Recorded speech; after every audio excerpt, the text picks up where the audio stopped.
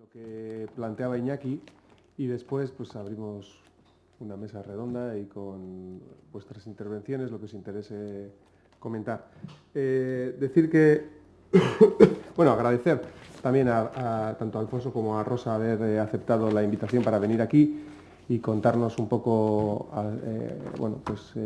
contribuir a criticar, complementar lo que Iñaki presentaba. Alfonso es licenciado en Derecho y Economía por la Universidad de Deusto, luego se ve que se lo vio mejor y se vino a la UPV a hacer el doctorado, donde ha sido profesor de Economía Internacional y de Desarrollo. Actualmente es colaborador honorífico, que debe ser un título muy bueno que te dan, pero te quitan del directorio de teléfonos, porque ayer te estuve buscando y no apareces, es horrible, yo no sé qué anda la UPV con estas cosas. Pero bueno, sigue muy activo, ha sido, bueno, pues desde siempre ha estado vinculado a EGOA, no sé si igual hasta ha sido director alguna vez o seguro, a presidente, bueno, lo ha sido todo. Y lo sigue siendo, entonces es un verdadero placer que viniera también un poco a dar su visión más desde la perspectiva de desarrollo, ¿no? Que era un poco lo que queríamos en esta mesa. Y Rosa también, pues ella es profesora de la Escuela de Ingeniería de Bilbao, es doctora por la Universidad Politécnica de Madrid en el campo de la energía solar fotovoltaica y pues llevamos también mucho tiempo colaborando en estos temas. Además, Rosa, yo creo que tiene dos características que la hacen especial. Primero, me imagino que no será fácil trabajar en la Escuela de Ingenieros siendo mujer, donde me imagino que el ambiente es muy, muy masculino. Y por otro lado, menos si las historias que cuentas yo creo que son bastante contrarias a la visión general de los ingenieros, donde la naturaleza se puede dominar siempre, ¿no? Entonces, yo creo que tiene muchísimo mérito. Bien, entonces le doy la palabra a Alfonso, tenéis como 20 minutos y luego hablará Rosa y luego abrimos intervenciones. Bueno, gracias David. Bueno, buenos días. Esto de ser partícipe en la mesa redonda no sabe uno muy bien, ¿no? Tampoco qué es lo que quiere decir. O sea, hay que evitar hacer una contraponencia a la que ha hecho antes y por otro lado dices, ¿qué puedo sugerir? Bueno, yo he estado pensando algunas cosas y no preparo un PowerPoint, algunos gráficos luego los pongo, porque es querer hablar de 3 o 4 puntos, los que me dé tiempo, y en ese sentido creo que se inserta bastante con muchas de las cuestiones que ha planteado antes Iñaki, ¿no? Bueno, en primer lugar, hablar de norte-sur, de las relaciones entre esos dos grandes bloques de cara al cambio climático, bueno, admite muchísimos enfoques, eso lo hemos visto antes, ¿no? Presenta 10 y podríamos hablar de 20. Yo he querido hacer como una cata que nos permitiera plantear, ¿no?, de una forma más directa tanto las cuestiones más complejas de la gobernanza, de la idea del bienestar global, como la complejidad que supone poner en marcha iniciativas operativas que cambien realmente esas relaciones, ¿no? Primera reflexión. Bueno, hablar de norte-sur, hablar de las relaciones no se puede hacer en abstracto. ¿Dónde estamos hoy, no? ¿Cuál puede ser un punto de referencia para entender cómo se están gestionando, cómo se están llevando adelante esas relaciones en relación con el cambio climático? Bueno, pues una referencia obligada, sin dudar, es lo que está pasando en el proceso actual de definición de objetivos para el post-2015, supongo que lo conocéis más o menos, ¿no? Bueno, sabéis que hubo en el año 2000, ¿no?, una propuesta de una declaración de milenio y unos objetivos del milenio que se tradujeron en 8 famosos objetivos y que ahora estamos viendo que se han cumplido, que no se han cumplido, y ya como esos objetivos tienen que cumplir en el 2015, desde hace un año, 2 años, ha empezado un proceso de identificar qué pueden ser los objetivos para después del 2015. Y nos encontramos con que precisamente en julio de ahora, recientemente, ¿no?, en el mes de julio pasado, el grupo de trabajo abierto, el Open Working Group, sacó ya su propuesta de lo que podrían ser los 17 objetivos para la próxima quincena de años, ¿no? Bueno, ¿qué es lo que quisiera resaltar? Bueno, en primer lugar, hay que ser muy críticos, tenemos que ser muy críticos con lo que fueron los objetivos del milenio, en el sentido de que, primero, no fueron objetivos pactados, fueron objetivos impuestos, fueron objetivos muy poco ambiciosos y faltaban cantidad de cosas y más aún no se han cumplido. Se han cumplido unos sí, otros no. Pero lo que sí es interesante resaltar es que, bueno, vivimos en un mundo en el que necesitamos objetivos para el mundo. Esto sí que es nuevo, ¿no? Hasta hace 10 años o 15 años, ¿no?, planteábamos objetivos para cada país y eso se sumaban y eso era el mundo, ¿no? Hoy no, hoy necesitamos objetivos para el mundo, lo que quiere decir que tenemos necesidad de una gobernanza global, tenemos necesidad de poner objetivos comunes y procedimientos para que esos objetivos se cumplan. En ese sentido, yo os aconsejaría que hicierais un cierto seguimiento de cómo va este proceso, ¿no?, de definición de cuáles pueden ser los objetivos para después del 2015. Y en ese sentido, habría que destacar primero, novedad positiva, ¿no? Por primera vez se introducen objetivos de desarrollo sostenible. O sea, la variable, por decirlo, la dimensión medioambiental, la dimensión ecológica, la dimensión de la naturaleza, entra. Poco, pero entra. Segundo, a diferencia del proceso anterior, por primera vez estamos en un proceso en que hay cierta capacidad de negociación y diálogo. Los objetivos del milenio del año 2000 fueron estrictamente los objetivos que habían marcado previamente los países donantes o los países más ricos. Ahora no, ahora por lo menos hay un planteamiento que incluye esa negociación y se habla de que tiene que ser una agenda global para todos. Y no como antes, que también decía, ¿qué tienen que hacer el sur? ¿Qué tienen que hacer los países de desarrollo? No, ¿qué tenemos que hacer todos? Ahora, evidentemente eso es un proceso complicado, contradictorio, en la que se ponen en juego todos los intereses, y es un poco lo que comentaba en la pregunta nuestro compañero italiano, ¿no? Perdón se llamará Giuseppe, pero no sé, por Giuseppe decía, ¿verdad?, o Gianni, que hay que cambiar, ¿no?, las relaciones, ¿no? ¿Hasta qué punto en este proceso, ¿no?, de definición de objetivos se cambian o no se cambian las relaciones, ¿no? ¿Se va a traducir en un nuevo marco de relaciones? Y ahí es donde empiezan las dificultades, ¿no? En primer lugar, el número de objetivos, ¿no? La propuesta que hace este grupo de trabajo es 17 objetivos. Bueno, ¿son muchos o son pocos? Bueno, el problema no es en el número realmente, ¿no? El problema es si realmente se ha hecho una propuesta de 17 objetivos porque es la mejor forma de salir del paso. Bueno, sumemos todos y luego ya veremos qué pasa, ¿ya? Por otro lado, evidentemente, el mundo necesita una cosa seria. Luego, a lo mejor 17 objetivos hasta son pocos, necesitaría más de objetivos comunes. Pero también es verdad que se crea un problema de dificultad de comunicación. O sea, los objetivos no valen para nada si no son asumidos. Asumidos por todos los países, por todas las sociedades. Hay una convicción y un compromiso de que son objetivos del mundo. Claro, esto es complicado. Crear una conciencia colectiva de que necesitamos objetivos comunes que nos cambien las reglas del juego. Ponía ejemplos Iñaki antes perfectamente aplicables a esto. ¿Estamos seguros de que en Euskadi aceptaríamos modificar nuestros patrones de vida o nuestras formas de vida porque eso supone consecuencias para otro país? ¿Cómo establecemos esa interconexión, ¿no? Luego, identificar y precisar el número, ¿no?, de los objetivos es un tema complicado. Otra dificultad añadida es que estos objetivos todavía se siguen concibiendo un poco como compartimentos estancos, ¿no? Sí, o sea, objetivos medioambientales, objetivos sociales, objetivos económicos. Y resulta que no, esto no funciona, necesitamos tener una mayor interconexión, interdependencia entre la forma de presentar esos objetivos, ¿no? En tercer lugar, claro, esos objetivos no valen para nada si no se pone claramente qué es lo que se identifique y se cuantifica qué es lo que se va a conseguir. Y vamos a evaluar, y hay que diseñar nuevas políticas de cara a conseguir estos objetivos. Estamos todavía en un proceso muy previo. Estos objetivos se pueden ir al traste si la cuantificación es... por ejemplo, había en los objetivos del milenio, he dicho que no había antes objetivos de desarrollo sostenible. De hecho, lo había.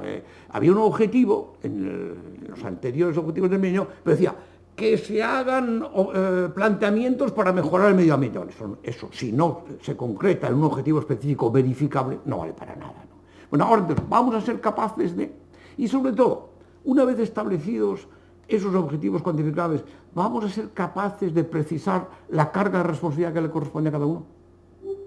¿Quiénes son los que van a poder asumir la responsabilidad de que todo esto va a funcionar? Bien, esta es una primera observación. Es decir, tenemos hoy un punto, ¿no?, de referencia para saber hasta dónde nuestro mundo es capaz, va a ser capaz de modificar el planteamiento de las relaciones norte-sur de cara a conseguir unos objetivos comunes. ¿Seremos o no seremos capaces? Estamos en ese proceso. Como digo, últimamente esta referencia reciente de julio de 2014 de que ya hay una propuesta. Todavía es una propuesta de un grupo de trabajo. Fijaos lo que va a pasar hasta que esto llegue a convertirse en una resolución de Asamblea General. Segundo, cambiar el mundo, al final esto es lo que se pretende, ¿no? Oye, si no, ¿para qué hacemos esto? Plantear objetivos para el mundo, que decir, necesitamos tener un marco general, un marco normativo. ¿Qué queremos que sea el mundo? Si reconocemos que tenemos objetivos para el mundo, es que al final estamos asistiendo realmente a una sociedad global. ¿Qué objetivos tenemos para la sociedad global? ¿Qué pensamos que tiene que ser la sociedad global? Cuando tenemos, como decía antes también Iñaki, una sociedad cada vez más desigual, más descohesionada, hay objetivos, hay un marco normativo que nos permita cubrir esta... Porque si no hay ese marco global, si no hay un marco normativo, si hay un marco de referencia que dé sentido, que haga un discurso de todos esos objetivos, al final no vamos a poder... va a ser una farsa. Por eso decía... el cambio climático obliga a cuestionar los regímenes de crecimiento económico imperantes. Si no hay un cambio en patrones de producción y en patrones de consumo, no es verdad que vamos a conseguir objetivos que realmente cambien esas relaciones. Decía otro también, ¿no? Necesitamos una segunda desmercantilización, ¿no? Antes aludía Iñaki, ¿no?, a los derechos a contaminar. Y compramos y vendemos derechos a contaminar. Oiga, que no. Eso es introducir de nuevo el mercado para todas las decisiones, ¿no? El otro día, fijaos, tenemos que ser conscientes de lo que implica esta enorme mercantilización, ¿no? Gana Dilma Rousseff las elecciones y al día siguiente los mercados castigan la elección de Dilma Rousseff. Fantástico, o sea que resulta...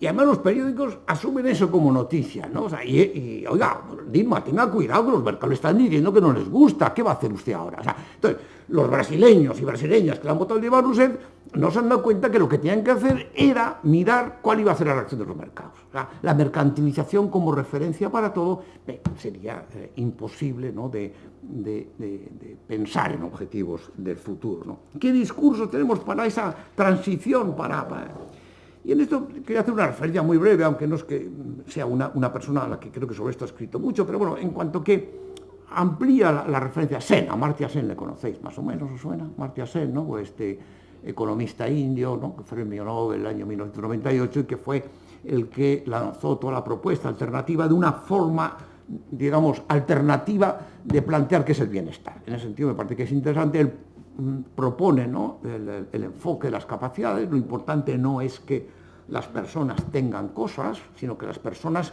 puedan hacer cosas. Lo que tendríamos que medir del comportamiento de una sociedad no es cuántos bienes tenemos, sino qué pueden hacer las personas con esos bienes. Dicho de una manera más gráfica, al final, el 31 de diciembre de cada año, en vez de preguntar, como preguntamos hoy cuando calculamos la renta per cápita como el gran indicador del bienestar, decimos, ¿cuánto hemos producido este año? Oiga, no. Habría que preguntar a la gente, oiga, ¿usted está mejor o peor que el 1 de enero?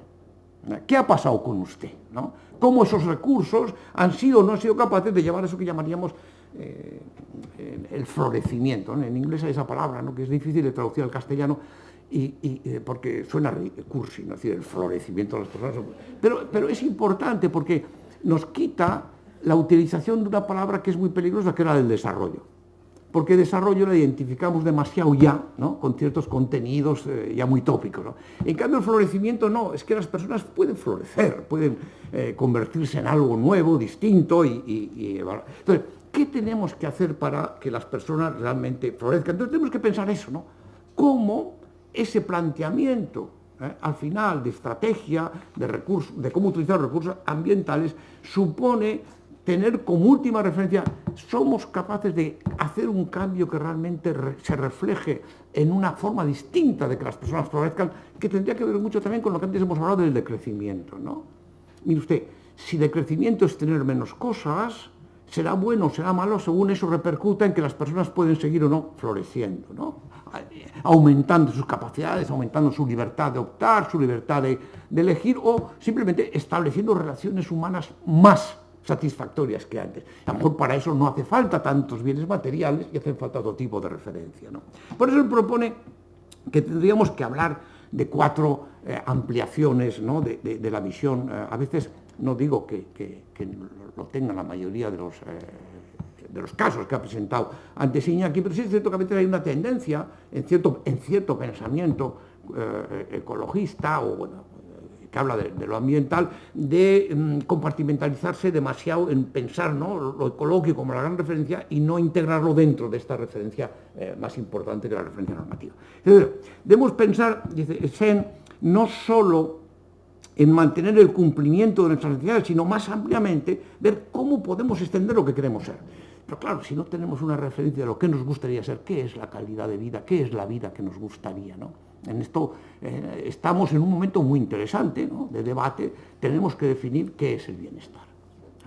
Y por primera vez, esto sí que es verdad, por primera vez, y decir, casi en la historia de la humanidad, encontramos con que nos vemos obligados a tener que aceptar, obligados en el buen sentido del término, ¿no?, porque eso es un enriquecimiento, ¿no?, de que hay una pluralidad de visiones del bienestar y que está emergiendo. Decía antes Iñaki, el Sumakasai, el buen vivir, los mayas, culturas africanas, culturas orientales, diferentes concepciones de qué es el buen vivir, de qué es lo que merece la pena ser vivida, ¿no? Los ingleses lo dicen así, ¿no? ¿Cuál es la vida que merece la pena ser vivida? Esta pregunta está. Pasa que nosotros la respondimos de una cierta manera, ¿no? Y nos creímos, me refiero a los occidentales, que había una forma de vivir, el American Way of Life, ¿no?, que lo expandimos por todo el mundo, el modo occidental. Hoy nos encontramos, y esto es muy importante en el cambio de las relaciones norte-sur, que no hay ya esa referencia, más aún todos tenemos que estar, todos y todas, en la búsqueda de cuáles son las nuevas referencias de la vida, ¿no? Segundo, es muy importante que, ¿ves?, lo que está en cambio, y eso hace referencia a lo que decía antes también Iñaki, de lo que está ocurriendo en los países, en las sociedades latinoamericanas, en las que hay gobiernos que realmente propongan un cambio. ¿Sí? El cambio no se puede dar si no hay un razonamiento público colectivo de lo que queremos ser. No hay políticas, evidentemente que las políticas, las leyes ayudan al cambio, pero si por debajo de las políticas de las leyes no hay valores y actitudes consolidados en la sociedad que admitan el cambio, no se va a producir el cambio. Necesitamos realmente, ¿no?, el desarrollo sostenible necesita profundizar en cuál es esa capacidad colectiva, ¿no?, de asumir lo que tiene que ser el cambio. Tercer lugar, muy brevemente, porque ¿cómo voy de tiempo para no alargarme? ¿Solo llevo 5 minutos? No, que te quedan 5 minutos. Pues mal. Termino. Entonces no me da tiempo, no.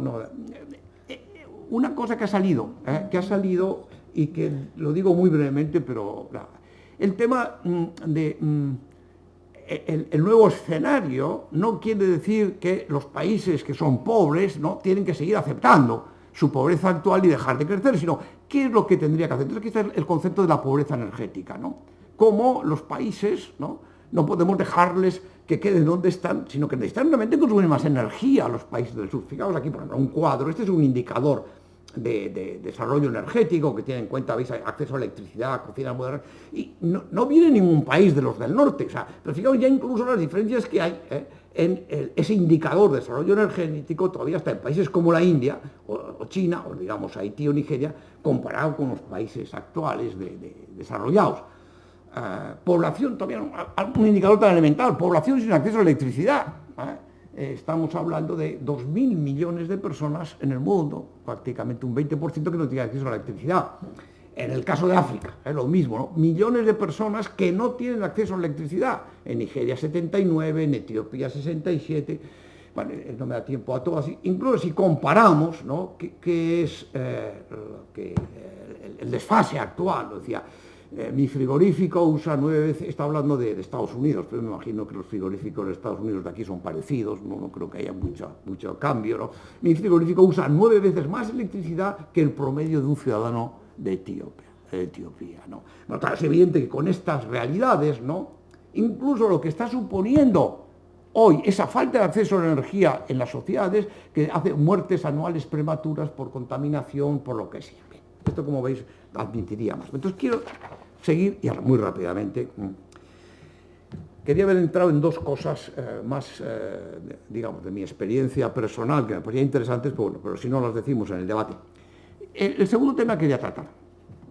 Hoy, para entrar en algo más específico, se está hablando mucho de cómo gestionar los bosques tropicales. Y los bosques tropicales no es una cosa secundaria. Los bosques tropicales, suponen el 12% de las emisiones de gases de efecto invernadero. No vamos a los datos. Hoy, el que funcionen, ¿no?, como respiradero del mundo, los bosques tropicales, no es una tontería, no es un tema turístico secundario, es importante. ¿Qué hacemos con los bosques naturales? Entonces es curioso que hayan aparecido, y en concreto el último informe del World Resources Institute, que el título del informe, apareció hace poco, era esto: asegurar los derechos de fijación, la lucha contra el cambio climático es cómo fortalecer los derechos forestales comunitarios para mitigar el cambio climático. ¿Qué quiere decir eso? Que, de alguna manera, hemos llegado a una paradoja. No tenemos capacidad de saber gestionar los bosques tropicales. Los bosques tropicales solo pueden ser gestionados eficazmente, y además hay datos de cómo la deforestación en los bosques tropicales gestionados por derechos comunes, en concreto por pueblos indígenas o por otras comunidades, ha habido mucha menos deforestación que en los otros bosques. Luego, salvar, entre comillas, que siga existiendo un bosque forestal necesario para respirar el planeta, exige que haya comunidades locales y sobre todo comunidades de pueblos indígenas capaces de administrarlo. Se convierten en agentes efectivos y necesarios de una lucha contra el cambio climático.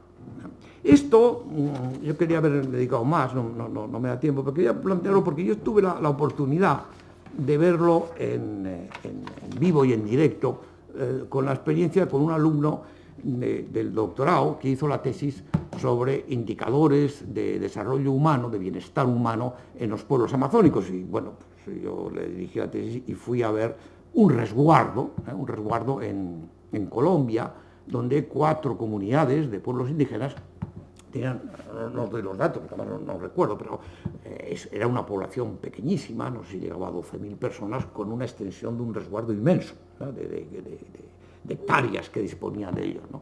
Entonces, tuve la oportunidad de asistir incluso a las reuniones que hacían en la Maloca, en la casa comunal, el cacique, con la gente del lugar, porque lo que tenían, y eran conscientes del reto que tenían, es que tenían que ser capaces de ofrecer alternativas de gestión de esos bosques tropicales. Y eso no era tan fácil. ¿Por qué? Porque, claro, por un lado, tienes, es decir, enemigos, fuerzas externas que están en contra, que van a obstaculizar esa posibilidad.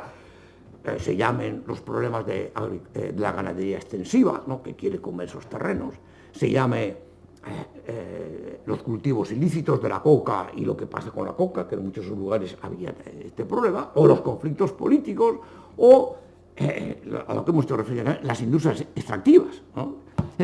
¿Cómo nos podemos defender de todo eso? Entonces, eran muy conscientes de que realmente el gran reto, ¿no?, y por eso, fijaros, los indicadores de bienestar que al final sacamos sacó él, ¿no?, el doctorando, para esto, no era preocuparnos tanto de indicadores de salud, de indicadores de alimentación, no, indicadores de capacidad de fortalecimiento de su poder de decisión. ¿Tenemos o no tenemos capacidad como pueblo y como comunidad de tomar decisiones y de llevarlas a la práctica? Si no tenemos eso, estamos muertos. Claro, ¿qué supone eso? Somos capaces de entender que esa capacidad que necesitan estos agentes que son necesarios para nosotros, también para que exista un respiradero eficaz a las emisiones que hacemos de gas carbónico, somos capaces de aceptar sus ritmos, sus tiempos, sus formas de funcionamiento, o los vamos a acabar aplastando como todo. Es un reto fantástico. Por otro lado, también es verdad, no podemos ser utópicos, o sea, dentro de estos pueblos hay unas tensiones tremendas. No es verdad que todo es pacífico y no es tan fácil saber integrar lo nuevo de lo que ocurre, cómo están resolviendo sus propios conflictos, ¿no? Yo en eso me salí bastante esperanzado, pero bueno, sin más, ¿no? Cuento como una anécdota, que cuando yo llegué, pasamos allí como 10 días, la razón de nuestro viaje allí fue precisamente la preparación de una reunión que iba a reunir a los cabildos indígenas de varios resguardos para poder dialogar con el gobierno colombiano cuáles sean sus proyectos y sus planes de trabajo para los próximos años. Entonces tuvimos reuniones en Amalo y tuvimos la necesidad de que diferentes grupos de trabajo fueran preparando sus propuestas. Bueno, venían sobre todo los más bien jóvenes, ¿no? A hacer los presupuestos, todos venían con el portátil. Y al final se organizó un baile, el baile duró 7 horas, un baile colectivo y un poco en homenaje a nosotros, bueno, no sé, bueno, éramos extraños que estábamos allá, y eran las 3 de la tarde, estaba anunciado para las 3 de la tarde, y estábamos todavía en la casa, Luis Eduardo y yo, y nos llama el cacique por el móvil, oye, que estáis llegando tarde, ¿no? Bueno, era fantástico eso, ¿no? Que pudiera utilizar el móvil, ¿no? Para que fuéramos a un baile tradicional de 7 horas en el que no había discoteque, no vino nadie de disjockey, sino serán capaces los pueblos indígenas de integrar, ¿no? Y de saber superar, ¿no? Sus propias limitaciones sin que las nuevas tecnologías se conviertan en un elemento destructor y en cambio, ese es el problema, ¿no? Y termino, ya, también para allá,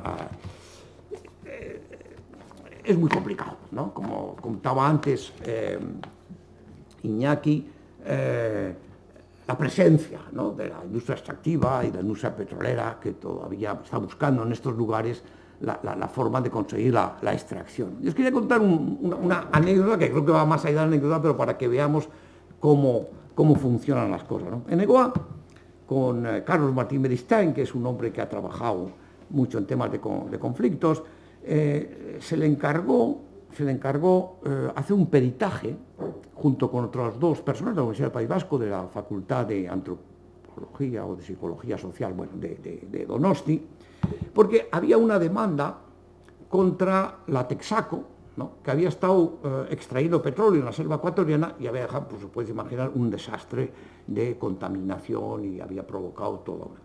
Entonces se planteó una demanda judicial contra la Texaco para indemnizarle al pueblo por estas... como digo, nosotros, a través de GOA, con estas personas, se planteó este informe pericial que apareció en la página web de GOA, por supuesto, e hicimos una presentación del libro aquí. Se preguntó el libro, lo hicimos pues, en Donosti, en Bilbao y en Gasteiz. Bueno, cuando se hizo la presentación del libro en Bilbao, pues imaginaos, una presentación del libro de estas características, no hay 500 ni 2.000 personas, estamos unas 40 o 50 personas, y bueno, todos hicieron preguntas interesantes. De repente uno, que es un hombre que resaltaba a los demás con corbata y tal, y hace una pregunta: ¿quién les ha pagado a ustedes la investigación? Coño, en primer lugar, poco correcto, la transparencia es total, pero no parece que es lo más importante. Lo que estamos debatiendo es el tema. Bueno, pues le contesto, bueno, vamos a Donosti, estábamos también 20 o 30 personas, y de repente, cuando ya empieza la charla, aparece la misma persona con el troller. Acaba de llegar, no había dado tiempo. ¿Qué hacía ese tipo persiguiéndonos por todas partes y haciendo preguntas tan interesadas de su compromiso ecologista, ¿no? La Texaco pensaba que era importante tener una referencia y un informe de qué es lo que ese trabajo. Simplemente, tú fíjate, en una presentación de libros en una sociedad tan lejana como el País Vasco respecto a Ecuador, tenía que tener, y se gasta su pasta en contratar a que un bicharraco, ¿no?, nos venga a seguir ahí por ahí. Luego son varias consideraciones. Una, primero, la postura agresiva de los agentes del norte es fantástica. Y segundo, hay que decir, también veamos la esperanza, ¿no? Les jode que se actúe. No es verdad que no tenemos nada que hacer. Podemos seguir trabajando, ¿no?, y introduciendo en nuestras sociedades, porque algo poco a poco iremos funcionando. Bueno, eso es lo que quería sugeriros para poder comentar entre todos. Muy bien. Es que recasco. Bueno, igual Sí, O me igual es pasas mejor que el te pongas. ordenador. Sí, sí. Oh, bueno. Te cierro Las esto. pasas, pastillitros, si quieres.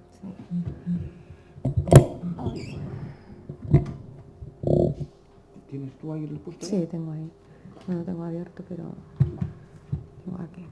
A ver si me lo abre el curso.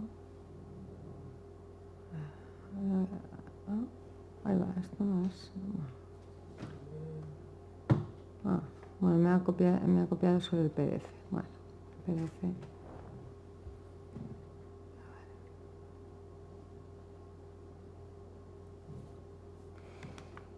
Bueno, mientras se va abriendo, yo quería centrar mi intervención más en una reflexión en torno a cómo hacer valer la deuda ecológica, cómo hacer valer el concepto, las reflexiones en torno a la deuda ecológica, pues para transformar la sociedad de una manera positiva, para transformar estas relaciones norte-sur. Entonces, lo primero, recordar, ahí va, se me ha borrado una transparencia. Bueno, en una primera transparencia incluía un gráfico donde aparecía, recordar que el norte y el sur pertenecen al mismo planeta, ¿no? Y se publicó un artículo muy relevante de Johan Rockström en la revista Nature en 2009, donde aparecían definidas las 9 fronteras planetarias. Una es en relación a las emisiones de efecto invernadero, ciclo del nitrógeno, pérdida de biodiversidad, y como decía, como en 3 de estas fronteras planetarias habíamos superado los límites, ¿no? Hasta el punto de que la Sociedad Geográfica de Londres está hablando de que hemos pasado de la época del Holoceno a la época del Antropoceno. El planeta se está transformando tanto, se está transformando muchísimo por la acción humana, ¿no? Entonces, la deuda ecológica, simplemente lo que viene a recordar, simplemente viene a recordar que esos efectos o esos impactos o esos no son responsabilidad por igual de todas las personas en el planeta ni de todos los actores, ¿no? Sobre esto, antes cuando hablaba Iñaki Bárcena sobre la cumbre de Río de Janeiro, que se empezó a hablar de la deuda ecológica, a la hora de hablar de cómo se empezó a hacer valer la idea de deuda ecológica, fue muy importante la presión de los movimientos sociales que estaban agrupados en una cumbre paralela a la cumbre oficial. Ahí fue donde se empezó a hablar de la deuda ecológica. Fue cuando había estallado también el problema de la deuda externa. México había dicho que no podía pagar en el año 90, el 89-90. Dijeron, no, aquí están exigiéndonos la deuda externa a los países del sur, y los países del norte tienen una deuda acumulada muy, muy importante. En todo el papel del movimiento del sur, ¿no? También en Ecuador, muy posteriormente, con Rafael Correa en el gobierno, se empezó a hablar de la deuda ilegítima, toda la deuda que había acumulado Ecuador, pero esa deuda ilegítima, ese concepto de deuda ilegítima, la deuda que no había beneficiado a la población, que había ido a parar a algunos bolsillos o había ido a parar a proyectos que no estaban bien pensados, que no estaban realmente planificados para un buen desarrollo. Toda esa idea esa propuesta de idea ilegítima, esa auditoría de la deuda, fue promovida por los movimientos sociales de Ecuador. Luego, posteriormente, Rafael Correa en el gobierno le dio un respaldo, ¿no? Pero ese papel de los movimientos. También en el juicio contra Texaco, también en Ecuador, con el juicio contra Texaco, en ese juicio empezaron ya en el año 95, cuando finalizó la remediación que supuestamente había hecho Texaco tras finalizar las operaciones petroleras en la zona del Lago Agrio, donde había dejado, claro, remediaciones petroleras. Decían, no, ya está todo arreglado, ya hemos tapado todo, aquí no ha pasado nada. Y por ejemplo, habían dejado piscinas enteras con desechos de petróleo, pues porque la legislación ambiental de Ecuador no les exigía hacer nada en especial, y entonces actuaban de una manera con total impunidad ambiental y social. Fueron indígenas y colonos en torno a la CONAIE y otras organizaciones que se unieron y además les apoyaron abogados de Estados Unidos para presentar demandas. Primero lo intentaron a través de las Cortes de Estados Unidos, porque Texaco era una empresa con sede en Estados Unidos, y luego posteriormente el juicio pasó a Ecuador. Pero ha sido todo el trabajo social. No, ahí no lo tuvieron nada fácil con los gobiernos que habían firmado con Texaco, porque eso fue en lo que se amparaba Texaco, que la remediación, que Texaco había realmente remediado las zonas en las que había operado. Eso es lo que había firmado el gobierno ecuatoriano. Había dado visto bueno a esa remediación de Texaco. Entonces Texaco se amparaba en que no, si ha habido problemas ambientales, habrá sido después. Nosotros dejamos aquello solucionado. Me alegro porque hace 2 o 3 días han seguido en ese proceso el mismo Pablo Fajardo, uno de los abogados, y han presentado la denuncia contra Texaco en la Corte Internacional de La Haya. Ahora es Chevron Texaco. Sí. ¿Vale? Pero bueno, ahí también pues eso, ese trabajo, esa larga lucha, ¿no? Aquí a nivel del Estado, a nivel estatal, a nivel de la comunidad autónoma, bueno, decía Iñaki que nosotras empezamos a trabajar en la comunidad autónoma. Sí, es verdad, pero bueno, a nivel estatal e internacional. Una persona de relevancia es Joan Martínez Alier. Bueno, tiene muchísimas publicaciones y ha dirigido estudios sobre los pasivos ambientales de las empresas transnacionales en países del sur. Por ejemplo, El ecologismo de los pobres es un libro de referencia. Luego nosotras, tomamos el testigo y hicimos un trabajo de difusión a nivel de la comunidad, y es verdad, autónoma, y es verdad que en 2004 cuando empezamos, pues este tema todavía no se había hablado. Se hablaba de la deuda externa, existía la Red Ciudadana por la abolición de la deuda externa, la RECADE, pero la deuda ecológica, de ella no se hablaba tanto, ¿no? Y ahí sí que lo extendemos, y desde entonces, pues ha habido muchísimas organizaciones que lo están trabajando, ¿no? Pero sí que en esto de hacer valer cómo hacer que lo relacionado con la deuda ecológica tenga un valor, sirva para transformar esa sociedad. Yo sí que comparto con Alfonso, pues, que ha habido estudios, por ejemplo el de Carlos Martín, que has mencionado, Mary Stein, en el juicio contra Texaco, que se ha utilizado como informe pericial. Sí que es verdad también el trabajo de Juan Hernández en relación a Repsol, también Juan de Goa, y que se ha utilizado no en tribunales oficiales, pero sí en tribunales éticos, el Tribunal Permanente de los Pueblos, que se está trabajando por intentar desgranar concretamente cuáles han sido, qué actuaciones podemos, cómo se está tratando de caracterizar las actuaciones de esas empresas y ver hasta qué punto podemos probar que han sido delictivas y y en qué juzgados, en qué tribunales se pueden defender. Sí que es verdad. También es verdad otros trabajos de relevancia. Por ejemplo, yo recuerdo para la auditoría de la deuda en Ecuador, Yolanda Fresnillo hizo la tesis sobre el caso de la deuda externa de Ecuador, y su tesis, su trabajo fue uno de los informes que se utilizaron luego para caracterizar parte de la deuda de Ecuador como deuda ilegítima.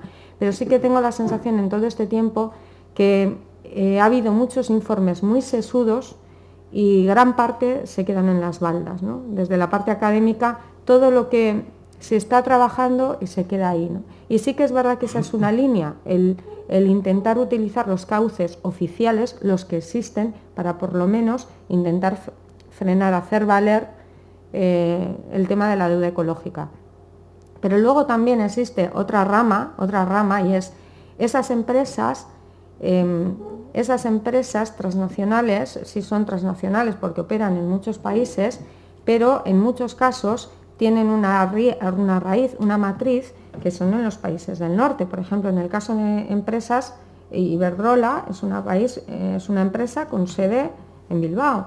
En el caso del BBVA, con entidad financiera, también tiene su sede en Bilbao, y tienen operan, por ejemplo, Iberdrola en Brasil participa con otras empresas en la construcción de una represa, que es la de Belomonte, donde se prevé expulsar a 50.000 indígenas. Y allí hay una gran oposición a ese proyecto, ¿no? La mayoría sindical, la CUT, está en contra de ese proyecto, aparte de las personas afectadas. El BBVA ha financiado muchas operaciones petroleras. El oleoducto OCP que atravesaba Ecuador, por ejemplo, era el segundo banco que más dinero aportó para la financiación de ese oleoducto, que luego tuvo varias roturas. Fue accionista de Repsol. En la actualidad está, a través de otras entidades financieras de las que participa, por ejemplo, en Turquía está financiando una represa en Kurdistán. Bueno, en todo esto a lo que voy es que hay empresas que tienen su matriz aquí. No las sentimos como nuestras, porque probablemente decimos yo que tengo que ver con lo que... Pero lo cierto es que cuando tienen problemas en el exterior, los políticos, la clase política, los dirigentes han apoyado las operaciones de esas empresas o de esas entidades en el exterior. Sirva de ejemplo el caso de Repsol, cuando estaba operando y sigue operando en Bolivia. Llega Evo Morales al poder y dice, bueno, aquí van a cambiar las cosas.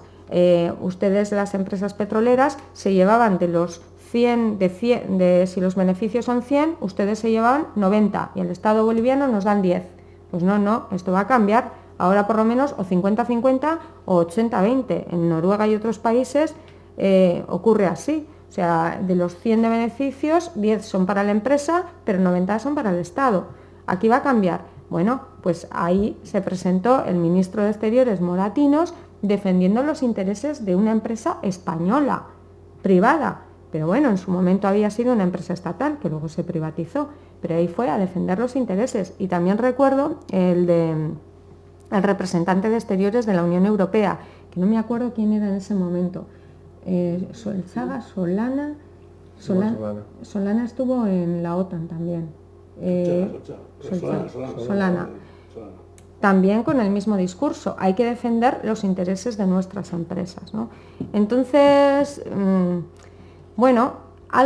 luego aparte de estas empresas, en muchos casos nos han dado servicios, ¿no? Pues a través de puestos de trabajo o a través de los réditos, ¿no? Y las tenemos aquí.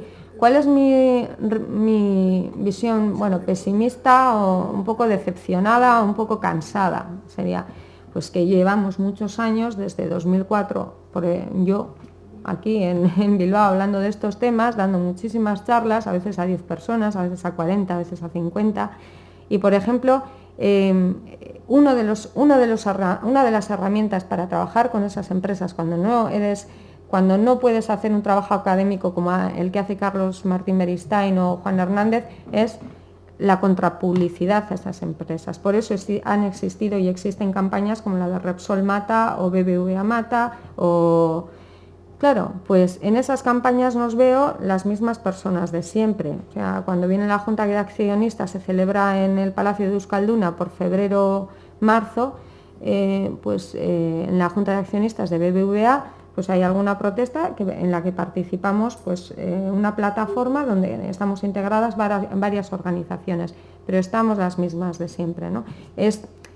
No ha habido una reacción de propuesta, de protesta, de rechazo a las actividades de estas empresas hasta que el expolio realizado por estas empresas se ha extendido a nuestro propio territorio, hasta que hemos tenido muy a las claras, de manera muy descarada, muy desnudo, el expolio que están realizando estas empresas en nuestro territorio.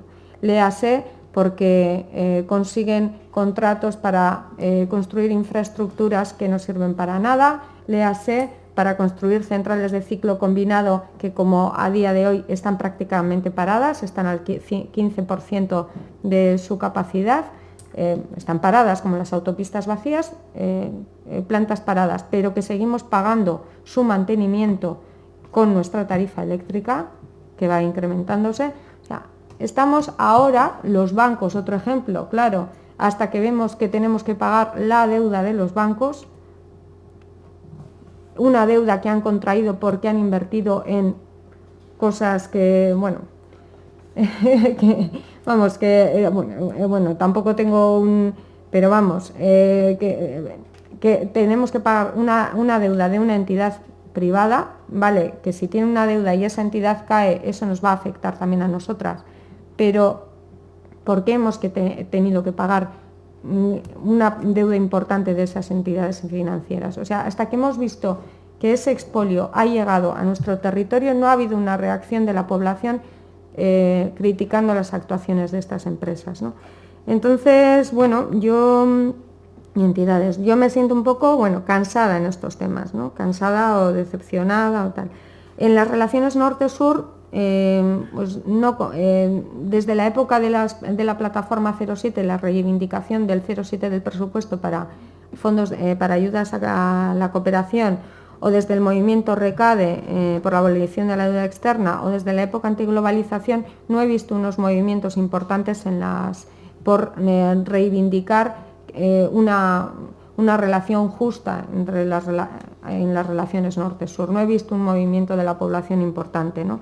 Incluso esos grupos que han existido, por ejemplo, el movimiento que estaba en la RECADE ha ido derivando hacia, hoy en día se han integrado en una plataforma por la auditoría de la deuda, que habréis oído hablar, ¿no? Intentando ahora auditar la propia deuda que tiene el Estado español en nuestro caso, ¿no? Y tratando de reconocer, de distinguir qué deuda es legítima y qué deuda es ilegítima, como se ha argumentado o como se ha trabajado en el caso de Ecuador, ¿no?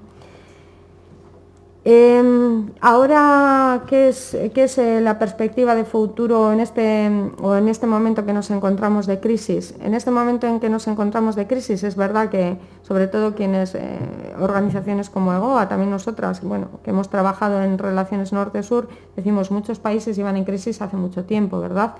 Pero sí que es verdad que bueno, ahora parece que, bueno, este tema de las relaciones norte-sur y mucho más el tema de la ecología pasan a un segundo plano, ¿no? Antes estábamos comentando en el café cómo, por lo visto, hay un debate sobre si Podemos ¿no? va a plantear pues, que hay que seguir creciendo, por lo menos para satisfacer cierta equidad o por lo menos para disminuir el paro, ¿no? Y bueno, y el crecimiento, pues planteamos desde el movimiento ecologista que que no hay un capitalismo, que el crecimiento no es posible teniendo en cuenta que ya hemos superado las barreras planetarias, ¿no? Entonces, en estos momentos de crisis se hace todavía más difícil. Además, antes de ayer, escuchaba en la radio pues las protestas de muchas personas diciendo es que las ayudas sociales, económicas, deben ser primero para los de casa, o deben ser para las de casa, ¿no? Y estos inmigrantes fueran. Nosotras que hemos trabajado en deuda ecológica, quienes hemos trabajado, hemos hablado muchas veces de personas desplazadas ambientales o personas refugiadas económicas. Estas personas que llegan de América Latina, de África, en muchos casos llegan de países donde ha habido conflictos violentos y a veces ligados a industrias, ligados a conflictos ambientales. Sea, por ejemplo, ¿no? Recordamos que habremos oído el caso del coltán en África, pero tantos otros, ¿no? Entonces, esta hipocresía o este no querer ver, que si hay no querer ver que estas personas, estas que no son de casa, entre comillas, porque todas en alguna medida somos inmigrantes o emigrantes, todas estas personas que están aquí, la motivación por estar aquí tiene mucha relación con cuáles han sido nuestras relaciones norte-sur, ¿no? Las relaciones de nuestra sociedad con la sociedad de la que provienen. Y bueno, otras reflexiones, en este tiempo de crisis también se habla a veces de las nuevas tecnologías, y bueno, como ya no he presentado ninguna transparencia al final, las nuevas tecnologías nos van a salvar. Decía ayer Alfonso que no hay milagros, no hay duros a peseta. Esto está extraído, este esquema del informe Critical Raw Materials for the European Union, ¿no? Y ahí aparecen, pues, en el eje de la vertical, el riesgo de suplemento, del riesgo para obtener la dificultad o no para obtener esos elementos. Por ejemplo, las tierras raras, pues hay una gran dificultad para obtener el elemento, y en el eje de la horizontal es la importancia económica de esos elementos, ¿no? Entonces, todos los elementos que están en este cuadro, en este cuadrante, aquí está el grupo del platino, aquí está el germanio, antimonio, niobio, tungsteno, grafito, indio. Todos estos son elementos que tienen bastante importancia para la economía europea y dificultades en su abastecimiento, ¿no? Por ejemplo, el platino, pues el platino es muy utilizado como uno de los catalizadores en las baterías de litio, ¿no? Son los catalizadores. El niobio, creo que es el niobio, siempre me confundo, el niobio, pues, creo, o el neodimio, no estoy segura. El niobio no, es el neodimio, el que ahora aquí no lo veo, pero sé que tiene también dificultad de abastecimiento. El neodimio es un imán, forma imanes muy potentes, entonces tiene una alta densidad magnética, entonces se utiliza por su poco volumen en las turbinas, por ejemplo, de los molinos eólicos, para que gire muy rápidamente. Entonces, por ejemplo, el galio forma parte del arseniuro de galio. Por ejemplo, cuando se habla de bombillas eficientes, la base que llevan es arseniuro de galio, con algo más para que puedas tener una luz diferente, o la luz roja, o la luz azul, la luz verde, más o menos. El galio forma parte de esto. El indio forma parte de muchas tecnologías que ahora se están hablando de fotovoltaicas que tienen un poco más alta eficiencia y intentan abaratar costes porque son células más delgadas. Lo que quiero decir con esto es que cuando se habla de tecnologías nuevas, y en muchos casos no se atiende a la dificultad, a la falta de abastecimiento de estos elementos, y es más, y donde vas a hallar estos elementos, pues es en países como, por ejemplo, Afganistán. Este es un mapa de Afganistán, los traje de la revista Investigación y Ciencia hace unos años, y aquí hablaban pues que era una maravilla, porque es que aquí tenías tierras raras, wolframio, litio, que el litio no es muy escaso, pero está muy localizado, ahora os comento. Estaño, cobre. Estaño y cobre no es tan escaso, no es un elemento crítico, pero bueno, está alcanzando, utilizamos mucho, consumimos mucho estaño, mucho cobre. El caso es que en este artículo pues planteaban, Estados Unidos tenía las tropas allí desplegadas, y decían, y de paso habían hecho estudios geológicos de lo que podrían encontrar por allí, ¿no? Y decían, si se explotan estos elementos, pues estupendo, porque los afganos pues tienen trabajo y no se dedican a la heroína, ¿no? Al cultivo de amapola. Esto de manera muy resumida, de una manera con un discurso un poco más vestido, un discurso un poco más elegante, es lo que decían en el artículo, ¿no? Entonces, claro, a veces cuando estamos buscando, aquí están las reservas de litio, están muy localizadas. Uno de los lugares donde hay donde existe la mayor reserva de litio es en Bolivia, en el Salar de Uyuni.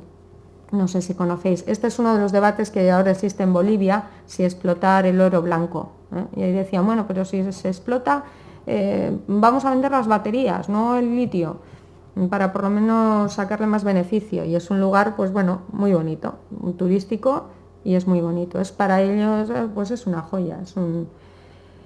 El caso es que, para ellos y para el mundo, ¿no? Es una joya. Lo que quiero decir es que pongamos, cuando nos planteen las tecnologías nuevas nos van a solucionar el problema. Primero, qué elementos se están usando, de dónde proceden esos elementos y qué relaciones vamos a establecer con los países de extracción de esos elementos, ¿no? O vamos a reproducir las relaciones de dominación que ha habido entre primer mundo, ¿no? Y sí, que ya me he pasado, ¿no? Y disimuladamente, pero... No, y lo único, la última reflexión, la otra línea de trabajo es, bueno, vamos a pensar sobre todo cuál puede ser nuestro desarrollo, ¿no? Antes estábamos hablando de si Bolivia, si Ecuador, si tienen otro modelo de desarrollo posible, ¿no? Al extractivismo, ¿no? Nosotras también, por otro lado, a veces, yo me acuerdo cuando estaba en Bolivia, en Ecuador, a veces decían, queremos imitar el desarrollo de Europa, ¿no? Sin depender de Europa, pero queremos ese modelo. Y es como que nos falta referentes sobre realmente cuál es cómo queremos vivir, ¿no? Qué significa la calidad de vida, ¿no?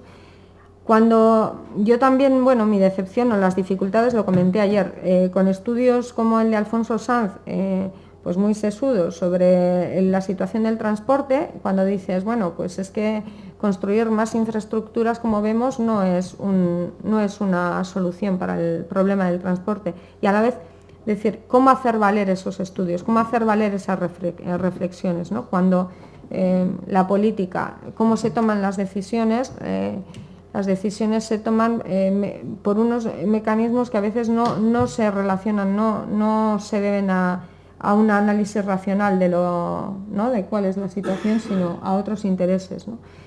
Entonces, bueno, pues con esto quería, bueno, hacer una reflexión sobre cómo hacer valer todos lo que es la deuda ecológica y cómo hacer una transformación en la sociedad. Y ya está.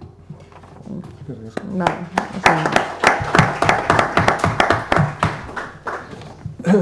Bueno, pues es que ricasco, Alfonso y Rosa. Tenemos media hora que creo que puede ser interesante para debatir. Y yo quería aprovechar, llevo toda la semana pensando un poco en esta mesa y tenía una reflexión que quería, antes de daros la palabra, poner sobre la mesa, un poco resumiendo lo que pretendíamos con este curso, ¿no? Yo creo que todos estamos de acuerdo que vivimos momentos críticos donde no está claro a nivel mundial qué está pasando, y creo que es importante salir con un diagnóstico claro de qué es lo que está pasando para poder discutir sobre por dónde creemos que pueden venir las soluciones, ¿no? Yo la reflexión que traía es un poco que desde el año 2008 la economía global está en crisis, que las políticas liberales de siempre no están surtiendo efecto, las tasas de paro siguen siendo altísimas, especialmente en el caso español, y yo creo que la economía tradicional aquí realmente ya no tiene ideas. No está claro por dónde se puede salir. Podrán venir igual políticas neokeynesianas diciendo que todas estas políticas liberales no están funcionando porque realmente lo que hay que hacer es inyectar más dinero en la economía, pero a la vez el nivel de endeudamiento de los estados es altísimo. Entonces eso nos genera también un problema de deuda que no está claro si nos lleva a un futuro sin salida. Lo que pretendíamos desde el enfoque de la economía ecológica es ver que quizás lo que está pasando detrás es que los recursos del planeta están agotándose. Y si no somos capaces desde la economía neoclásica o desde el enfoque ortodoxo de introducir este tipo de variables, vemos que realmente no se está teniendo un diagnóstico claro de lo que está sucediendo. Entonces yo creo que en este sentido lo que nos permite ligar a la situación física del planeta con la economía nos permite ver que realmente quizás somos muchos los que pensamos que detrás hay un problema de escasez, hay un problema de agotamiento de recursos y el sistema pensamos que no va a ser capaz de seguir adelante. Entonces yo con esto se me ocurren dos preguntas. Primero, si estamos de acuerdo que es una crisis sistémica, ¿hasta qué punto el sistema capitalista o la economía de mercado global o como lo queramos llamar tiene los días contados? En el sentido de, según el enfoque clásico, solo podemos solucionar el paro con tasas de crecimiento por encima del 2%. Pero el crecimiento económico en un mundo finito estamos viendo que es imposible. Entonces, parece muy difícil que podamos salir por ahí, ¿no? Yo creo que en ese sentido el sistema está en un callejón sin salida y desde mi punto de vista, bueno, pues quizás estamos a las puertas de un cambio que no es ya un cambio voluntario, sino un cambio que se va a dar, ¿no? Eso es una primera reflexión. Y luego ligando esto con las relaciones norte-sur y con la presentación que hizo Iñaki y Íñigo sobre energía y desarrollo, lo que vimos allí claramente es que el modelo actual de producción y consumo, en su base energética, que es al final lo que está detrás de todo, no es extensible a todos los países. No tenemos energía suficiente para que todos los países miren al norte como el ejemplo a seguir. Y eso es algo que hay que poner sobre la mesa, porque si la receta del sur sigue siendo yo quiero los niveles de producción y consumo que tenéis en el norte, ya sabemos que eso es materialmente imposible. Una de dos. O el norte decrece, y aquí ligamos ya con todo el tema de decrecimiento y todo lo que viene, o el norte decrece para que el sur pueda crecer algo, o si no, ese modelo de desarrollo es literalmente imposible para el sur.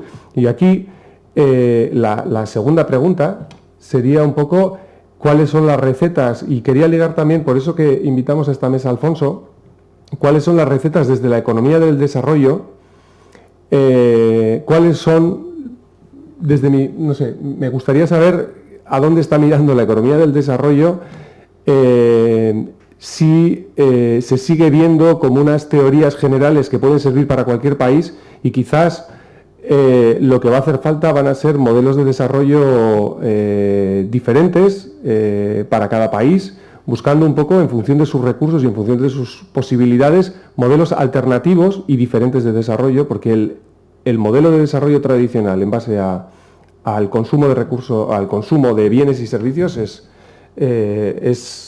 o parece que es imposible de generalizar. ¿Vale? Así que primero Alfonso, Rosa e Iñaki, y luego, ¿no? ¿Os parece? Bueno, responder a esa pregunta sería, bueno, primero no tengo respuesta, en segundo lugar te llevaría mucho tiempo, pero así en pinceladas, ¿no? En primer lugar, lo que está claro es que tenemos que pensar que las categorías norte y sur han cambiado enormemente, ¿no? Que entonces es lo mismo, hay un norte y un sur también dentro de cada sociedad desarrollada, etcétera, ¿no? O sea, no podemos hablar sin más, ¿no? De dos mundos, ¿no? Hablar de una agenda global quiere decir que tenemos todos los mismos problemas, ¿eh? La economía del desarrollo, tal como se entendía hasta hace poco, era, no, la economía del desarrollo, una economía especial para esos pobres países que no saben qué hacer, eso se ha acabado. Otra cosa es que tengamos problemas específicos, como hemos visto, la pobreza energética es un problema específico de esos países, por supuesto, y otros problemas. En ese sentido, cada vez más hablar de un planteamiento global quiere decir que tenemos que tener principios generales comunes. ¿Cuáles? Eso será un complicado, pero hay que tenerlo, si no, no funcionamos. Lo que decíamos. Algunas referencias, se empieza a hablar de justicia global. Justicia global no es pensar en cosas alambicadas, sino decir, oiga, seguimos manteniendo la exclusión del 30% de la población mundial, ¿es sostenible eso para que funcione el mundo? Bueno, pues eso tenemos que optar, ¿no? ¿Qué son hoy objetivos de bienestar y justicia globales alcanzables por todo el mundo? En ese sentido, os decía muy modestamente lo que estos objetivos que ahora se están planteando pueda ser un primer paso hacia ese camino. Segundo, cada vez más hay un convencimiento de que no hay recetas. O sea, no hay recetas uniformes. Hay algunos principios, evidentemente nadie puede hacer determinadas burradas, pero a partir de ahí, ¿qué es lo que hay que construir? Y esta es un poco la paradoja que se está dando también, ¿no? En un mundo cada vez más globalizado, se pone un énfasis muy fuerte en la capacidad de los territorios, el territorio entendido no geográficamente, sino el territorio es el lugar donde funcionan las relaciones sociales, donde funcionan las personas, cuál es su capacidad para tomar decisiones. Tampoco contraponiendo local y global, sino diciendo, es una nueva realidad, tenemos que pensar con nuevas categorías. A mí me gusta mucho una socióloga holandesa, pero que habla muy bien castellano, que es Saskia Sassen, ¿no? Que habla dice, oiga, no hablemos como que hay un mundo global y hay un mundo local. No, lo global está dentro de lo local y lo local se traslada también a lo global, ¿no? ¿Cómo poder entender esa nueva realidad? Y otra vez es lo que nos va a costar más a todos, ¿no? Tenemos que pensar, bueno, he visto que hay 3 alumnos que están en el máster, yo voy a dar clase la próxima semana en el máster, entonces lo siento mucho, como me repito, pues tampoco tengo tantas ideas como para hacer cosas distintas en cada momento, pero yo diría, no, la respuesta a David, diría, creo yo que en muchos sectores de las ciencias, pero especialmente en la economía, se ha producido un cambio muy interesante en los últimos 5 o 6 años, en que se pone patas arriba lo que han sido fundamentos hasta ahora incontestables de la economía. Los modelos económicos que estaban previstos para sociedades que no cambiaban, las sociedades cambian, las referencias no. No digo que no se pueda modelizar, hay que modelizar de otra manera. Necesitamos nuevas referencias, ¿no? El mundo es complejo y la complejidad no se puede agarrar tan fácilmente, ¿no? Entender, ¿qué supone eso? Cambiar el coco. O sea, el reto que tenemos es ese precisamente, ¿no? Que si seguimos pensando las posibles soluciones con las categorías intelectuales anteriores, no podemos sacar nada. Luego tenemos un doble reto, ¿no? Un reto de conocimiento, tenemos que entender qué está pasando, y si no entendemos lo que está pasando, difícilmente podremos intervenir eficazmente sobre lo que está ocurriendo. Y ese reto de entender lo que está pasando, estamos un poco desconcertados. Ayer, perdón, lo siento, es que a mí Rajoy me provoca, ¿no? Que no, es tremendo, porque no se dan cuenta ni siquiera, ¿no? Era para otro tema, era para el tema catalán, y dice, en pleno congreso, dice, ¿qué se puede hacer? Digo, ese es su problema. ¿Qué se puede hacer? Pero reconocía que no sabía qué hacer. Bueno, pues ya, a partir de ahora hay un principio de solución, cuando usted reconozca que no sabe qué hay que hacer, pero deje que hagan los demás, ¿eh? Yo creo que esto es muy importante, ¿no? Tenemos que saber que no es posible seguir como antes. Y si hay algo nuevo, es que cambia lo nuevo. Y lo nuevo no se puede entender con las categorías de antes. Bueno, eso sé que no es decir nada, pero es decir, segundo, o para finalizar, es que no hay recetas. Y no hay recetas, que decir, nos tenemos que acostumbrar más a pensar que en este mundo tenemos que saber vivir procesos.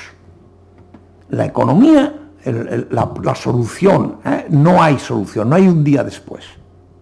Hay una serie de procesos nuevos que tenemos que saber poner en marcha y vivirlos. Pero se acabó. Por eso no tenemos utopías finales ya. Ni de consumismo, ni de comunismo. No sé lo que sería una sociedad comunista hoy. Si es que se puede dar, David. Pero habrá que poner en marcha procesos comunistas. Procesos... Y si queremos una sociedad consumista, que tampoco habrá que poner en marcha procesos como los que están ahora, ¿no? Pero la importancia del proceso como una categoría nueva, importante para pensar la economía, ¿no? Un proceso de razonamiento común. Esto lo digo desde el derecho, del desarrollo humano, a mí es lo que más me gusta cuando hablamos de categorías colectivas. Si no ponemos en marcha procesos de razonamiento colectivo, no hay nada que hacer. Eso. Bueno, yo estaba pensando, me venían varias. Yo alguna vez me acuerdo hablando con Ramón Fernández Durán, que fue compañero de Ecologistas en Acción, tras la época de la antiglobalización, donde los movimientos muchas personas nos estábamos intentando entrar en diálogo por la confrontación, por la oposición, por el boicot, por la paralización, con esas estructuras internacionales como el G8, ¿no? Viendo en un tiempo la imposibilidad, la dificultad de seguir en esa estrategia, muchos grupos fueron hacia la tierra, volvieron, ¿no? hacia actividades, hacia un activismo en relación muy a lo local, ¿no?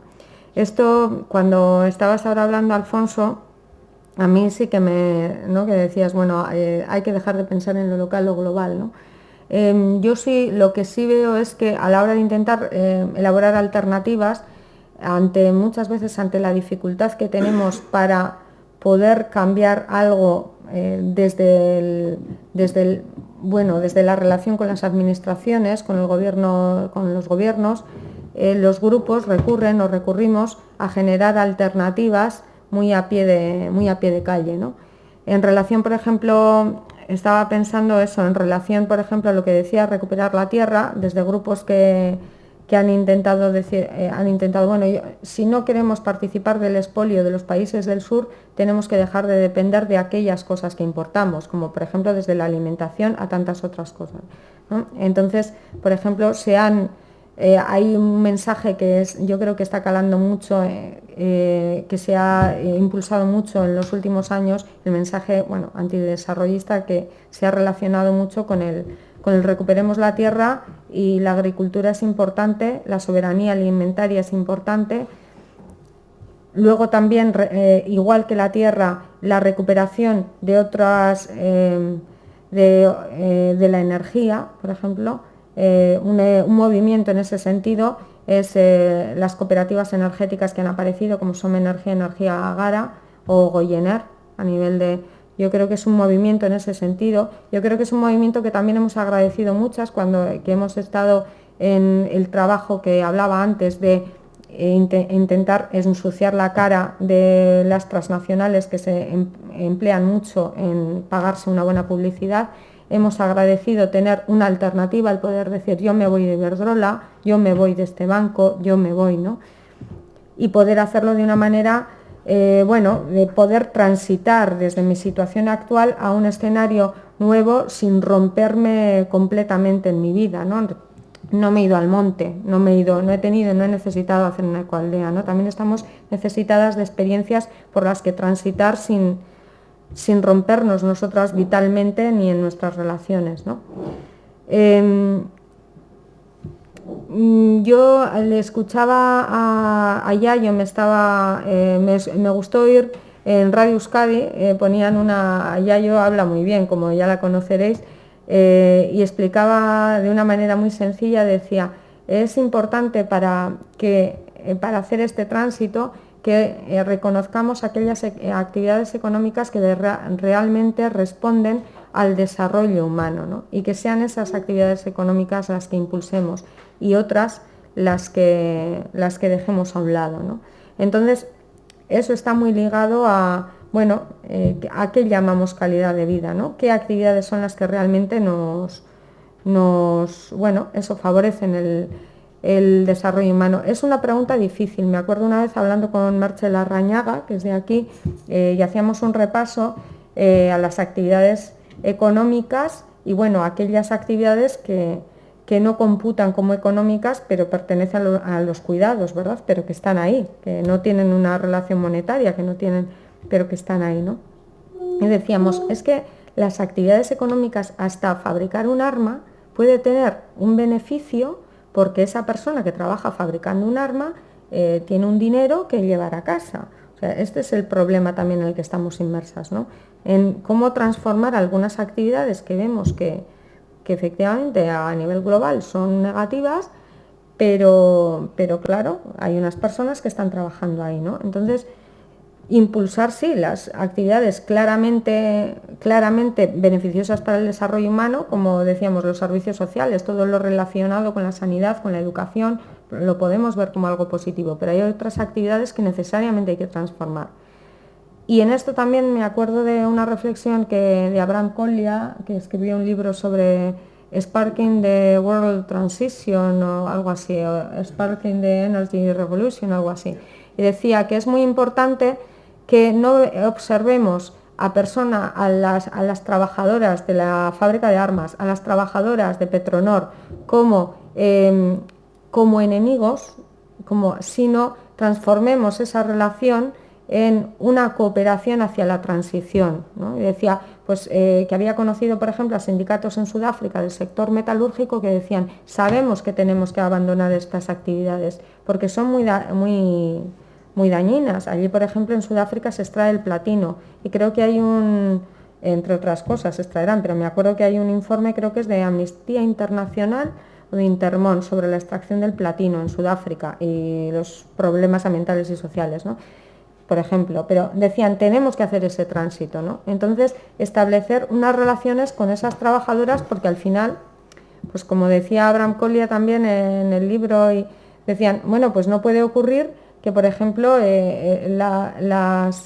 los ejecutivos, las ejecutivas de las empresas pasen de dirigir la empresa Petronor a una de energías renovables y sin ningún problema, ¿no?, pasen de una a otra mientras las trabajadoras se van a la calle y el problema social, ¿no?, de la pérdida de empleo pues la sufren, ¿no?, las trabajadoras. Entonces, ¿cómo hacer esa transición y establecer una relación de cooperación, ¿no? Esto es a mí las cosas que me vienen a la cabeza. No es muy elaborado, pero... Muy bien. Os pediría un poco de brevedad porque al final no les vamos a dejar coger libres. No, toque a ti. Yo he hablado mucho antes. Yo voy a decir 3 cositas así rápidas. Una, yo estoy de acuerdo en que decía Erich Hobsbawm que el siglo XX ha sido un siglo muy corto en la historia porque empezó en el 1917 con la Revolución Rusa y se acabó en el 89 con el muro de Berlín. Pero es que estamos en el 21 y el 21 yo creo que está ofreciendo una coyuntura muy, no sé si muy especial y yo creo que, supongo que traumática para mucha gente que vive en... Yo creo que hay, no sé, ahora por ejemplo en Grecia o en el Estado español, yo creo que se están viviendo una situación de una crisis del régimen político y del sistema económico muy fuerte, ¿no? Entonces yo creo que es momento de poner sobre la mesa, pues eso, cómo poner en marcha eso que dice Alfonso, los procesos, ¿no? Siempre hemos dicho que la sostenibilidad no es una meta, es un proceso, ¿no? Es un proceso que hay que ponerlo en marcha con diferentes mimbres. Entonces, yo quiero hablar de 2 cosas. Una es del fracking y otra es de lo que hablaba Rosa al final, que es de las empresas que producen cosas que no necesitamos, ¿no? Llámese Petronor, llámese Volkswagen. El otro día en las jornadas ecosocialistas, Xavier, un sindicalista navarro, decía, ¿no?, que él, en su sindicato, que están haciendo esas reflexiones sobre el decrecimiento y sobre el de cómo pasar del actual modelo de producción a un modelo que produzca lo que dice Yayo, es decir, algo que sirva para vivir una vida digna, ¿no? Entonces él decía, la Volkswagen está produciendo coches que no es lo que necesitamos. Y Petronor está refinando petróleo, que es una empresa que tampoco... Entonces, ¿qué hacemos con los trabajadores y trabajadoras que van a sobrar dentro de muy poco, en la coyuntura que estamos, van a sobrar? ¿Defendemos sus puestos de trabajo o no? Y yo creo con él, estoy de acuerdo con él, sí, claro que defendemos sus puestos de trabajo. Esa gente tiene derecho a vivir dignamente. El problema es cómo poner en marcha procesos de cambio, de reconversión. Lo hemos hecho en otras... O sea, el problema es si lo hacemos racionalmente, democráticamente, de forma abierta y forzamos a nuestras instituciones económicas y políticas a que lo pongan en marcha, o se hace de una forma traumática. Yo creo que esa opción es la mejor.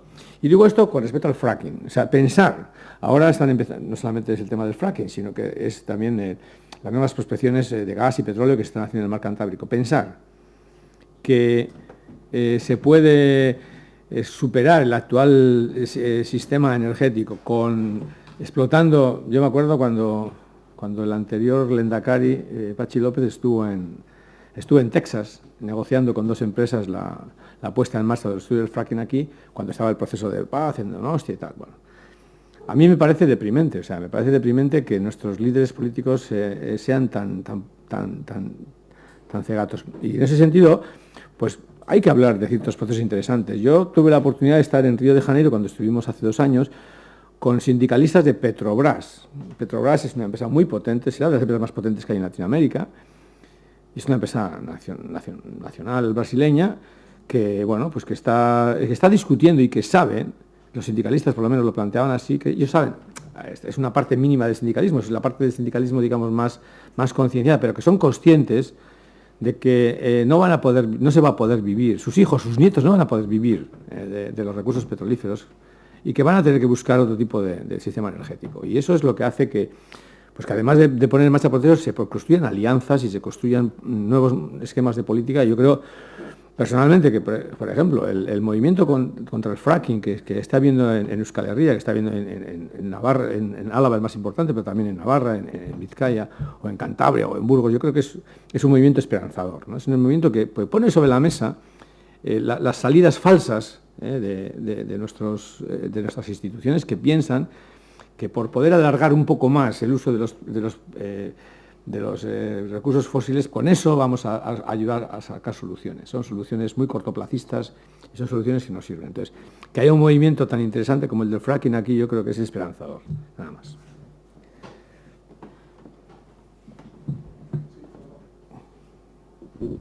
Una pregunta, ya que veo que estás tan centrado en la parte energética. Me sorprende que no se haya hablado del aprovechamiento de la biomasa, sobre todo en este País Vasco en el que tenemos madera a punta pala, ¿no? Eso dice así y en principio establece que hay demasiada madera, que es muy mejorable ¿cómo le llaman ellos? El eliminar árboles que realmente no están sirviendo a la biodiversidad porque ya tienen su ciclo de decrecimiento y que no se está haciendo esas talas porque no hay salida. Nadie ha hablado de ello. ¿Tú qué opinas? Antes se habló de Cuba y en Cuba sí tienen muy claro que, aparte de la energía solar, la biomasa, que también procede, por supuesto, de la fotosíntesis, sí, pero bueno, en Cuba, por ejemplo, tienen una parte pequeña, pero ellos son conscientes de que el bagazo es el residuo que queda después de la caña de azúcar, después de sacar el azúcar o el ron. El bagazo es para ellos una fuente energética fundamental, ya lo están haciendo, tienen que mejorar sus calderas, pero por otro lado saben también que allí tienen, por ejemplo, el marabú, que es una planta, es una acacia que se trajo del exterior de Canadá y que es una planta invasiva, y en estos momentos hay proyectos para intentar utilizar esa biomasa para obtención de energía renovable. Acá, hombre, yo no sé si os acordáis, pero hace poco ha habido un proyecto de una central de biomasa en Rigoiti, que ha sido muy contestado por la población local, y que, bueno, pues el alcalde de Rigoiti y la alcaldesa de Arrieta estaban ahí, ¿sabes qué te pego? Había un terreno bueno, digamos, urbanizable dedicado a ello, y al final el proyecto, bueno, pues ha sido inviable económicamente y no se sale, ¿no? Yo creo que la biomasa es un recurso energético renovable que hay que usar. El problema es cuando a los que ponen en marcha determinados negocios, yo creo que Rosa lo ha explicado bien cuando ha hablado de los metales difíciles de encontrar, etcétera. Es decir, el problema es cuando la reconversión o la transición energética se convierte en un negocio. Negocio, bueno, yo creo que evidentemente estaba hablando antes de Cuba. En Cuba no es que haya muchas dinámicas de mercado, aunque existen, pero acá entre nosotros, o sea, si algo no es negocio, no sirve. Bueno, yo creo que no tiene que funcionar con esa clave, pero pensar que la biomasa solo va a funcionar si es un negocio, pues yo creo que se está pervirtiendo la discusión. Entonces, yo creo que históricamente los agricultores, las agricultoras han utilizado la biomasa, la siguen utilizando. Hay experiencias de cooperativas que están utilizando la biomasa, que están haciendo biodiesel, que están haciendo... El problema es que cuando tú quieres, en base a unos digo, el mal ejemplo del caso de Rigoitia es cuando tú utilizas una legislación europea que te da una serie de créditos por poner en marcha una instalación renovable. Y lo que estás haciendo es una instalación que va a recoger residuos forestales de un perímetro... O sea, se gasta más energía en los camiones que vienen a surtir esa central que la energía que produce la central. Entonces, es una propia locura porque no está redimensionado. Entonces, algo que tiene que entender nuestras instituciones y nuestro sistema económico es que la energía, el cambio, la transición energética hacia la sostenibilidad tiene que ser en base, eso los cubanos lo han entendido muy bien, tiene que ser en base a descentralizar y hacer pequeñas, instalaciones que vayan ligadas a los consumos locales descentralizados. Y eso es algo que cuesta entrar. Seguimos pensando, a ver, evidentemente ciudades como Bilbao, ciudades como grandes necesitan centrales energéticas en la transición grandes, pero la biomasa es algo muy utilizable, es algo muy, muy promovible, es algo, yo creo, muy plausible, pero tiene que ser realizado sobre la base de la economía local, sobre la base de las necesidades locales, sobre la base de utilizar esos recursos de una manera ecológica y no pensando en que haciendo un tipo de instalación en una zona rural vas a obtener una serie de beneficios y al de 4 o 5 años la instalación se va. De eso se dieron cuenta a tiempo y no pusieron en marcha la central de Rigoitia, afortunadamente. Entonces, no sé si te he respondido, pero yo creo que la biomasa es una parte importante de nuestra transición hacia un modelo energético sostenible. Lo que pasa que, desgraciadamente, con ejemplos como el de Rigoitia, pues vamos mal. Yo, por completar un poco, con el Ente Vasco de la Energía también cree que la biomasa es una de las fuentes importantes renovables que hay que explotar, que es en el futuro. En el caso, cuando se produjo el periodo especial en Cuba, en Corea del Norte también sufrieron mucho el bloqueo por parte del mundo, porque no recibían ya el petróleo de la Unión Soviética, y allí, a diferencia de Cuba, el gobierno debió de dirigir, digo debió porque no está muy claro también cómo ha sido la evolución de Corea del Norte, debió de dirigir el poco petróleo que recibían, que conseguían, lo dirigían a suministrar las necesidades de las élites y del ejército. Y de un día para otro en el campo se quedaron sin petróleo, que quiere decir sin fertilizantes, sin gasolina para mover los tractores, eso por un lado, y tampoco para cocinar. Entonces, ¿a qué recurrieron? A deforestar, a la biomasa, y se produjo una fuerte deforestación. Eso ligado a que no habían tenido tiempo, no habían tenido de un día para otro, al tener que pasar a una agricultura orgánica porque no tienes ningún input de energía fósil, pues se encontraron que no fueron capaces de hacerlo, que hubo una gran deforestación, que la agricultura no daba, pues porque de repente la tierra estaba estéril y hubo una hambruna tremenda. La FAO calcula que murieron entre 2-3 millones de personas por hambre, ¿no? Entonces, lo que quiero decir es que sí, la biomasa es fácil, está al lado. ¿Que no tienes gas o que es muy caro? La quemamos. Y encima tenemos pinos y eucaliptos. Cuidado, porque según cómo se haga, pues podemos generar una gran deforestación aquí también. Y ese es el miedo. Por ejemplo, la planta de Regoiti, que mencionaba Iñaki, que no se puso en marcha, era una planta que estaba pensada para producir electricidad, 22 megavatios. Por hacernos una idea, la planta de Boroa de Sornocha son 800 megavatios, creo que son. O sea, 22 megavatios, 800, o sea, no es nada, es menos de la 10ª parte. Bueno, pues para suministrar esa planta haría falta la biomasa de toda Vizcaya. O sea, ¿por qué? Porque al final, para producir electricidad, la eficiencia es muy baja, es un 35%. Para energía térmica, en cambio, por ejemplo, hay un ejemplo muy bueno, igual conoces, de Ulzama, de Iparralde. La zona de Iparralde, en un pueblo, ese es un ejemplo que lo usaron eso para térmica y para usos del municipio. Entonces, claro, tienen una zona forestal alrededor y han conseguido justo aprovechar los restos. Ahí la eficiencia en térmica puede ser de un 75, un 80%, es mucho más alta. Claro, aquí eso, según para qué y según dónde esté instalada y en qué escala, puede ser.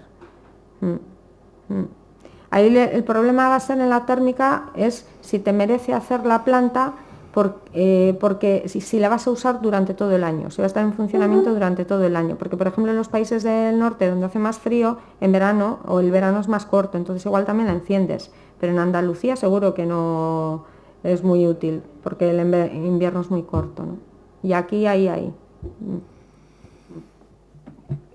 Aquí, al paso que vamos, invierno no vamos a tener.